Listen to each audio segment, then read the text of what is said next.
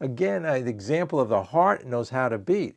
But anything we have a little bit control over, we screw it up, right? It could be with the food, it could be with sleep. We sit there and say, I can't sleep, I can't sleep. If we let go, or the same with interaction with people, whatever it is, if we don't try to control it, and in the big book it talks many places about wanting to be a director of the play. So our addictions to food, whatever they are, our compulsions, we want to be director of the play. We want to control it. So we stop fighting anyone or anything. It's the fear of the fear. What I needed was a change in perception, a spiritual awakening. A spiritual awakening means what? What is a spiritual awakening? A spiritual awakening is when I started to realize, when I worked the steps in step 3, said, give my life and my will over to care of a higher power, God of my understanding. That way I'm out of the self, because really the step 3 prayer talks about the bondage of self. So we're like in a prison, and you wonder why for years and years with your compulsions towards food, whatever it is, why you can't break out of that prison. Because we've tried to find the answer outside of us. The answer is in here, in our thinking, and change of perception. What does page 25 talk about? It said we need that's in the chapter, There is a Solution. It talks about the spiritual awakening. And it says we need a completely revolutionary change in our thinking. My revolutionary change in my thinking was when I realized I could let go through these steps and I wasn't in control. And during the day, whenever I'm miserable, upset, or back into my addiction, compulsions, whatever they are, I'm back into the ego, the self. So the self is the one who's trying to get out of a situation it created. So think of the insanity there. And that's where step 2 said I had to be restored to sanity. And step 1 said I had to let go before I could be restored to sanity. Because again, my best thinking got me here, so I'm trying to figure out a problem with the mind that created the problem. My crazy mind, my interaction with everything in life, when I try to figure it out through the self. Because what I'm using is the intellect, and the intellect knows only one thing. It basically is about self-preservation. But we use it for all kinds of things where it's not needed. Yeah, if you're in the wilderness, or you have to, some animal's going to attack you, or a person's going to attack you, whatever, then self-centered fear. But otherwise, we use it for all of these other things in life where it gets us off kilter. If we try to, I use an analogy of sports a lot, if we try to figure out how to hit a golf ball, every little aspect of it, we'd never hit the golf ball. As we felt new power flow in, and this on page 63, as we enjoyed peace of mind, as we discovered we could face life successfully, as we became conscious of His presence, began to lose fear of today, tomorrow, the hereafter. So it's the fear that's causing the problem in my life. It's blocking out the sunlight of spirit. It says it right in here, the steps. The spiritual awakening alone, step 1, says I'm powerless. So how many years we have to be in the program, a 12-step program, to figure that out? That step 1 says we can't. When you realize you can't do anything about something, you just surrender and let it. What are you going to do? If you got to walk into a house, you can't walk through the wall. You have to go through the door. You accept it. What does it say? Acceptance is the answer to all my problems today, right? If you liked the video so far, press the like and subscribe button. Also, in the last sentence, it says, it's not so much the things that happen in the world, but in me and my attitudes. So the whole thing is I needed a perception change, as a spiritual awakening. And when I was talking about it earlier, it says in the second paragraph on page 63, it says, I'm sorry, on page 25, like on page 25, There's a Solution, it's called. And it says right there in the second paragraph, it says that we have had, the great fact is just this and nothing less, on page 25, that we've had deep and effective spiritual experiences which have revolutionized our whole attitude towards our fellows, towards God's universe.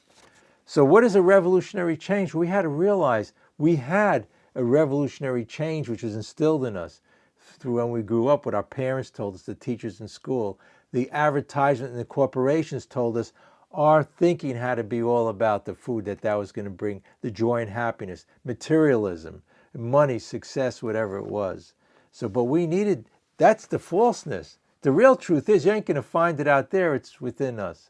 So that's the truth, and will set us free and relieve me of bondage. So, I could fear something, but as soon as I think that it's really not real, it's my crazy thinking, then half of it goes away. And it usually is. They say 90% Worrying works because 90% of things we worry about never happen. So it really is. And, it's the falseness of our thinking. It's so driven by 100 forms. What did it say on page 62 of self-centeredness, fear, self-pity, delusion? Come to our free Zoom meeting. See info and description. Now back to our video. So we got crazy, stinking thinking. But we have an answer. We have a solution. Prayer, meditation, getting centered, and meditation, Eastern, Western philosophy. Again, these steps in the 12-step program are based on major religions of Eastern, Western, philosophical things of ancient years or whatever. It's all in here. In the steps, the first part of the big book. It's pretty amazing, the whole thing. Our world is in our mind. So if we change our thinking, we have a different perception. Why not enjoy the fear? Ever think of that? Why do people go to scary movies or jump out of airplanes with a parachute? They're looking for that exhilarating feeling, and like Jockey said, we catastrophize. We start to feel a little bit of fear, then we build on it. We make a mountain out of a molehill and say, oh, I'm getting fearful, I'm getting depressed, I'm getting upset. But if we enjoy, 10 people could be in a room, all have 10 different opinions about something. So we resist things. Again, it goes back to the resistance, the fear of the fear that, oh no, I'm getting anxious, I'm going to get more anxious and more anxious, I'm going to get depressed, whatever it is. And we fight it instead of just letting it go and become friends with the emotion and just let it pass. But if whatever we fight, we make it, give it power. So resistance, path of least resistance, that's part of the different types of self-defense fighting or, the philosophy. Letting go. That's step one. What more do we need? We have every philosophy and thing in religion. Step one alone says that. It tells us we can't have power. But we're trying to control the fear. Good luck with that. We make it more real. We're trying to control resentment, anger. We could just observe it and have God. We're creating God's image. God created us to be happy, joyous, and free. We just block it out with all the pride and the ego and the self, figuring I could control this. Just do step one. So step one to me has all these answers in it. Yeah, we have an answer. It's hard to believe. It's simple program, but not easy. If you liked the video so far, press the like and subscribe button. Letting go. Whenever we get upset, who are we thinking about? We're thinking of the self, the ego, pride being number one. So then it leads to the other 7 deadly sins, the jealousy, envy. It's all about the self. We were created maybe to think of the self again, the flight or fright response if we're being attacked, but otherwise we misuse it. God gave us the gift of intellect, but we misuse it to the way a person looks at us, what they say, they call us a name, all that craziness. We feel they don't treat us right. Most of the time it was illusions in my mind, a delusion. And even if it was true, would it matter? Does it matter really, all of these things? Does it matter even our own death when you come down to it?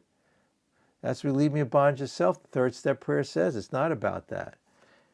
It's about, God consciousness, which is really related to helping other people. The 12th step prayer says, having had a spiritual awakening, and then we help others and practice it in all our affairs. If you practice it in all your affairs, on page 86, it talks about when we wake up, when we retire, all throughout the day. So where are we thinking of the self? That's, people say, well, I can't stop. The thing is, when we heard people share about it, it's not the truth. The truth isn't, we came from dust, we're going to dust. All these things we think about aren't true. The real truth is just to be centered. We're creating God's image, to enjoy life, to feel the vibrations in the world around us. The truth isn't about the food, which the corporations brainwashed us into thinking that was the solution, the answer, or drugs or alcohol, or trying to get, people to like us, codependency. People are going to fail us all the time. We have a solution answer. It's in here. But anyway, I was just thinking about, if anybody is wearing glasses, if you take your glasses off and see how you see the world, right, all out of focus, and they have that phrase, a new pair of glasses. This program and these steps, when I get out of the self, just puts everything in focus. You start to feel people around you in life and nature, and you can go out today, enjoy the day, whatever. Enjoy this meeting, being here on this technology. It's amazing when we get out of the self. Yeah, I just took my glasses off. Boy, everything is out of focus, right? Now, I put them on. It's pretty amazing. Really think about it that way. We look at life so crazily in our brain, and we don't have to believe it anymore. What, false evidence appearing real? Isn't that the acronym for fear?